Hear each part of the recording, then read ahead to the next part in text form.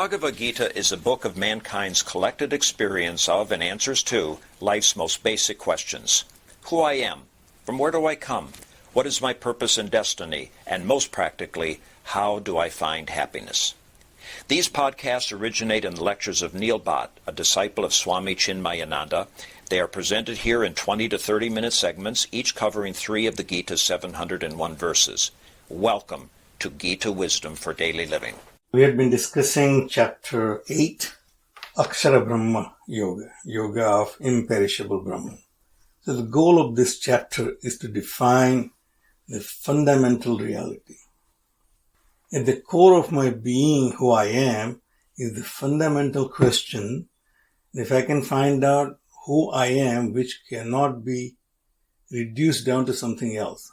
My perception of my own identity is threefold: my physical identity, my mental identity, my intellectual identity.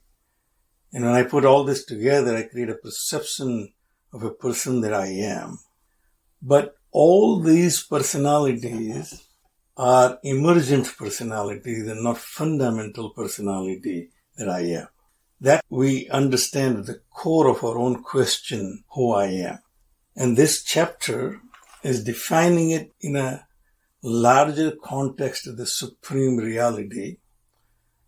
And therefore, when Arjuna requested Bhagwan to define the 6 terms, the first one is Brahman, the second was Adhyatma. And Bhagwan responded by saying, Brahman is imperishable when it is experienced as a soul of a being, a core of a being. It is Adhyatma, Svabhavaha Adhyatma Uchyate. What you feel as your own self is Adhyatma. That Adhyatma is not different than the Brahman, the imperishable fundamental reality. So the goal of this chapter is to define fundamental reality at the micro level and also at the macro level. And then he says, Prayana kalecha katham gneyosi niyat atmabihi. And at the time of departure, how the self-restrained people can know you. So he already clarified that only self-restrained people will be able to know. Arjuna said, I understand that part. Then not everyone will be able to recognize the supreme reality. But those who have control over their own self will be able to recognize you. But how? Bhagavan, I do not know how part. So Bhagavan described all the 6 terms and then he answered the question how. So at the time of departure, prayana kale. Prayana, as we say in our vernacular language, if we are going from one place to another, that's a prayana. So the prayana kala is the time of departure for the journey. So even when we say anta kala, the end time, it is only end of this journey. So this life journey, when it ends, we call it death. But the death is not the end of everything. It basically is a departure time for the next journey. At that time, how one should recognize you if he is self-restrained. And Bhagavan actually answered that question in verse 8. Abhyasa yoga yuktena chetasa na anyagamina paramam purusam divyam yati parthanu chintayan. Here is the method, how one can recognize that supreme reality, the fundamental reality that you are. Bhagavan said by Abhyasa yoga yuktena, by constant meditating upon that reality. Chetasa na anyagamina. The mind not going in other directions, not thinking about anything else. So if I want to know something, I have to focus on that subject, on that entity, to figure out what it is. But if my mind is running in all different directions, obviously I won't be able to focus. So Bhagavan is qualified. Chetasa na anyagamina. Mind not going anywhere else. Abhyasa yoga yuktena. And constant practice. Constant practice in inquiring who I am. Paramam Purusam Divyam Yati Partha Anuchintayan. By constant meditation, O Partha, that Supreme Being is recognized. That Supreme Being in the first definition, Bhagavan says that immutable, imperishable Brahman. Same Brahman is functioning as your own self, as Adhyatma, which you experience as I. That I can be recognized by constant practice, constant focus on solving that riddle about who I am. I'm not this body, not this mind, not this intellect.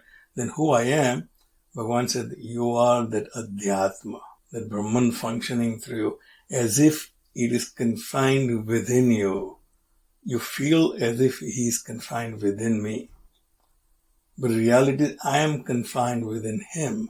Paramam Purusam Divyam Yati Parthanuchintayan. By constant meditation on that self, one can recognize. And what to concentrate on, we learned in verse 9. Kavim Puranam Anusasitaram Anoho Aniyamsam Anusmaredyaha Sarvasya Dhataram Achintya Rupam Aditya Varnam Tamasah Parastar. If you can conceptualize an entity which has all these 8 qualities, then you know yourself. But in very same description, Bhagavan says, Achintya Rupam, unconceivable. If I conceive a form, Bhagavan says that's not him. If you conceive that self as an entity, then it is not that entity. So here is a contradiction explaining the difficulty. Bhagavan is asking us to focus on that awareness. You can be only made aware of the consciousness by your own self. So Bhagavan said, if you focus on all these 8 qualities, but first Bhagavan said, you should know me in all these 6 forms, which is asked of Brahma, Adhyatma, Karma, Adhideva, Adhiyagna, Adhideva, and Adhibhuta. In all these 6, I should keep in mind all the time when I deal with the world of objects, which is Adhibhuta, the world of knowledge, which is Adhidevam, Adhiyagna, the world of experiences. Bhagavan said, you should know that there is nothing but the Brahman alone. And only one fundamental reality manifests through all these different manifestations is the knower and the known, the world and you, Prakriti and Purusha. Bhagavan said, if you now focus on these 8 qualities of Kavim Puranam Manusasitaram, and if you constantly meditate on that, you should be able to recognize that self. So the verse 10 says, Prayana Kalena Manasa Achalena Bhaktya Yukto Yoga Balena Chayeva Bruvor Madhye Pranam Avesya Samyak Satam Param Purusam Upeti Divyam. Bhagavan gave the goal, what to think about it, and now answering Arjuna's question directly. Prayana Kala, in the time of departure. So most commentators obviously have concluded this Prayana Kala, this time of departure, is departure of the soul from this body, is the time of death. But even there we have recognized that that is not the end for this entity called Jiva. It's a journey. We have lived through this journey of this life. Now you take the next journey. And at that time, what should be my goal? If the goal is to achieve the knowledge of the Supreme Being, and if that's the last thought at the time of the departure, then you will reach there. If the goal is something else, Bhagavan says, then you will reach that destination. So destination you have to decide at the time of your departure. We make this journey every night. When we go to sleep, at that time I'm literally ending my day's journey and going to the sleep. And I will be reborn again the next morning in the same body. Now, I'm not afraid of this journey because I know that I'll wake up in the same body. Where I'll start where I left off today. The things which I have planned, which I did not complete today, or I have planned for the next day. the next day my journey will start from the thoughts which are gathered up till now and created my destination, what I'm going to do.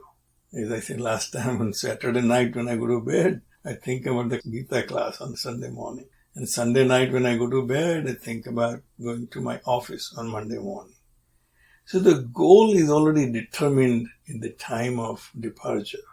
So Bhagavan said, Prayana kale manasa achalena. At the time of departure, your mind should be fixed on where do you want to go from here.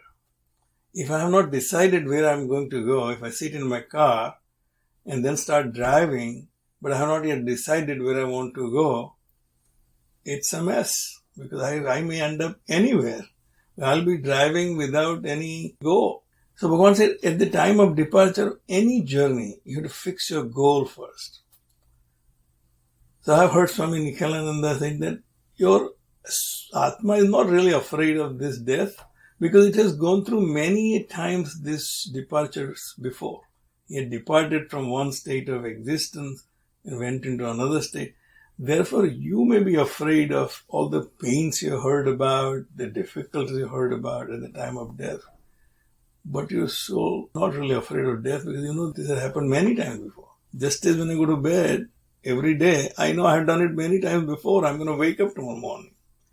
The same way, the Atma knows that this journey is not the last journey. I'm departing for the next journey.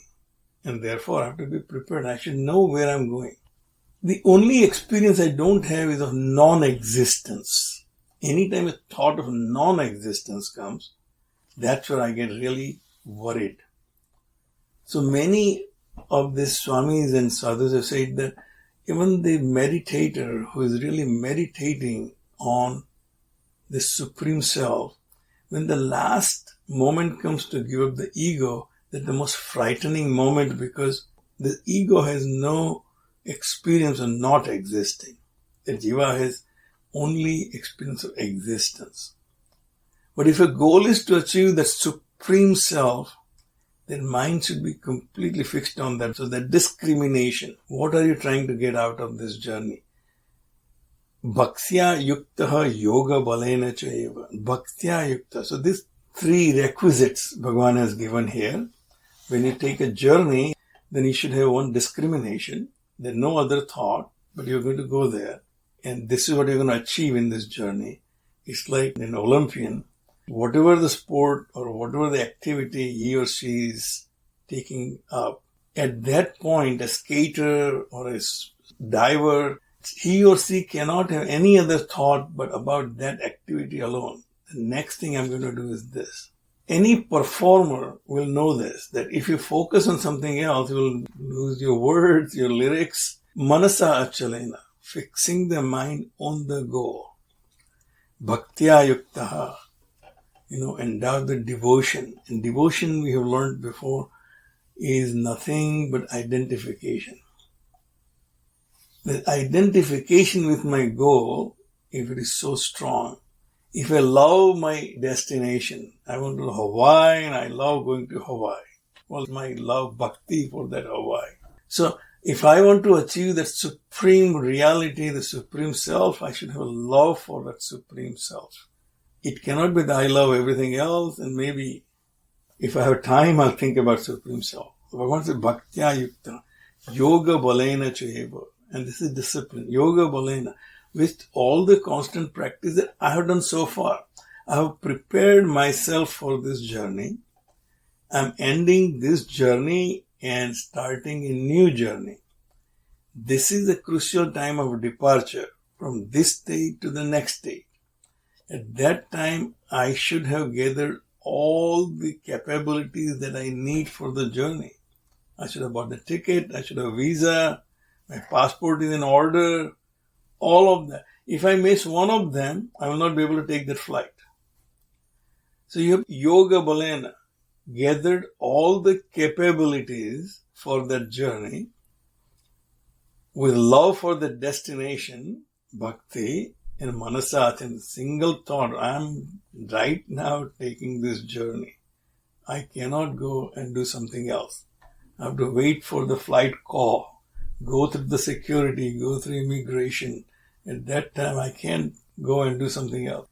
Bravoho madhye pranam avesya samyak satam param purusam upeti divyam. Now this can be taken very literally, that yogis who have achieved that state of single-pointedness and achieved that yogic powers, that at the time of death, they can gather whatever the vital energy left in the body and focus between the two eyebrows. And then if he departs from this state, he will achieve the destination of Satam Param Purusam Upeti Divyam. He becomes one with that resplendent Purusha, the Supreme Self. Swamiji explains that this is also a concentration of a meditator. He has gathered this strength by constant meditation. That mind is not wavering anywhere. And his love for that goal, the destination, that I want to achieve the goal which has no limitations. I have this journey with all my limitations. My next destination is to achieve limitlessness. And if I'm convinced and I am convicted about my goal, if I gather all my energy, all my thoughts towards that goal and make that leap in dissolving the ego, the limitedness that I'm identifying with, which I have understood it is not me. This body is an upadhi, the mind is an upadhi, intellectual upadhi, superimposition.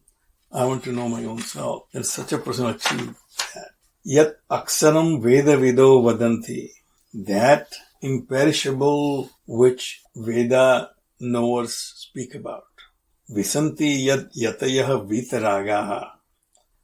And those freed from attachment enter into this state. Yat icchanto brahmacharyam charanti. Desiring which people practice brahmacharya. Tatte padam sangahena pravakse. That state which is described by the knowers of Veda is imperishable, immutable state. The people who have practiced karma yoga has become free of attachments. They enter that state, in desiring which people lead a life of moderation. Brahmacharyam visanti. That state I will explain in brief. Now this verse is taken directly from Kathopanishad. In Kathopanishad it says, Sarve Veda Yat Padam Amananti Tapansi Sarvani Cha Yad Vadanti Yadichanto Brahmacharyam Charanti Tatte Padam Sangrahena Bravimi Om Iti Etat. So to make the meter complete, Bhagavan Vedya said, Tatte Padam Sangrahena Pravakshi. I will tell you that pada. So that state which is accepted by all the knowers of the truth, that state I'll explain to you, Bhagavan said. And now comes the technique. In next two verses, we will take only first verse, Sarva Dvarani Samyamya Mano Hrudi Nirudhyacha Murdhni Adhaya Atmanaha Pranam Astitaha Yoga Dharana. Sarva Dvarani Samyamya. By controlling all the egress and ingress for all the perceptions. We have the five apertures, the five senses. The five senses create the five entry points for all the world of objects to create sensation. And the same senses also go out to explore the world of objects. First of all, the senses should be controlled so your mind is not running out to the world of object. Manha hrudihi nirudhyacha. Again, these ideas come from Kathopanishad. First, roll all your senses into your mind. The mind should control all the senses, that they are not going out anywhere. No new sensation is created. No new perception is created. And then mano hrudi nirudhyacha. And then rest the mind in the heart. The heart is your intellect. The heart of the mind is intellect. The core of mind is intellect. resting that mind into the intellect which has learned through is discrimination that I am not this limited being. I am that limitless being, is adhyatma. Rest that mind into that intellect. Murdhni adhaya atmanah pranam astitah yoga dharanam. And resting all the pranas in the head. Now the 5 pranas we have discussed before. Prana, apana, vyana, udana, samana. Prana is the respiratory system. Apana is the evacuation and rejection system. Vyana is circulation. And udana is or rejecting. And samana is the assimilation. So all this vital energy rest in your mind, in your head. Yoga dharana, then connect yourself with that supreme self. And the next verse is connected. Om iti ek aksaram brahma vyaharan mam anusmaran yah prayati tejan deham sayati paramam gade. And then uttering that one syllable Om, who leaves this body, he will achieve my own state of limitlessness. If you find this podcast helpful, please support it by donating any amount by going to the episode's website at neilbhatt.podbean.com or at chinmayarichmond.org. Thank you. Om Sarve Bhavantu Sukhina Sarve Santu Niramayaha Sarve Bhadrani Pashyantu Ma Kaschid Dukkha Bhag Bhave. Om Shantihi Shantihi Shantihi. Harihi Om. Shri Gurubhyo Namaha. Harihi Om.